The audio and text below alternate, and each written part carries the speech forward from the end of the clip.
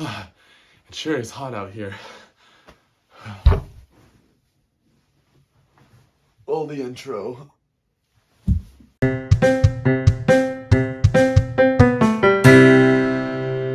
Hello everybody, welcome to Luke's Weekend News. I'm your host Luke Mejia, and I just got a haircut this week. This is the only show where I tell you about what's going on in the world and what's going on in my life. Now, we have a terrific show for you today, so let's get started. Now, my life flies by, but luckily I have a video camera in my pocket to capture some of life's most important moments. Now, today I'm going to share with you a montage of what I did this week. Hope you enjoy.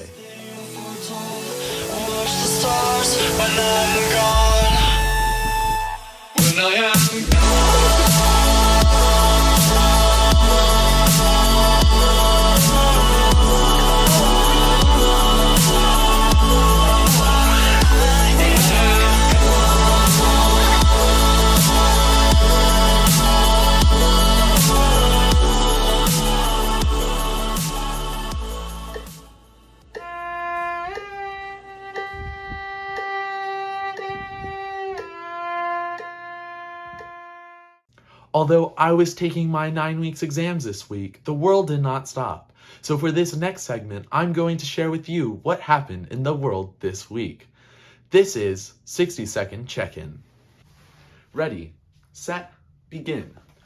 Congress was hard at work this week passing the third COVID-19 relief bill. This bill includes $1,400 for all American adults making less than $75,000 per year, as well as couples making less than $150,000. The bill also includes increased funding for unemployment, as well as reopening K-12 schools. It also includes increased funding for small restaurants and businesses that are struggling. President Joe Biden claims that the U.S. will be ordering 100 million more doses of the Johnson & Johnson vaccine. This comes as 10% of Americans have already been fully vaccinated. The selection process began for jurors of the George Floyd trial this week. Jurors will listen to dozens of witnesses over the next several weeks in order to determine if the cop responsible for the death of George Floyd will be convicted of third-degree murder charges. This is a crucial time in Minnesota history. The first ever sounds from Mars came this week from the Perseverance rover, which landed just 3 weeks ago. The noises include the sound of the rover zapping small rocks on the Martian surface. Here's a sample from NASA.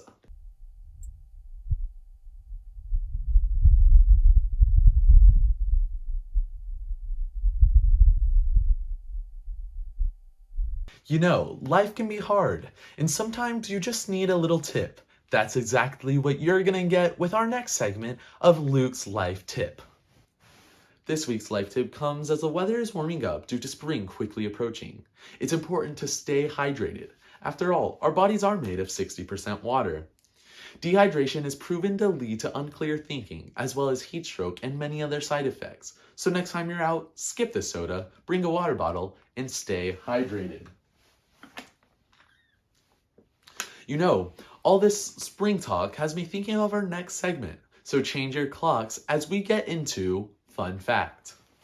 In case you didn't know, today is the day to set your clocks back an hour in order to honor our farming ancestors who decided it would be a good idea to create daylight saving.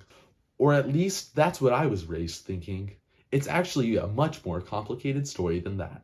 In fact, it wasn't until World War I in Germany where daylight saving began to be accepted.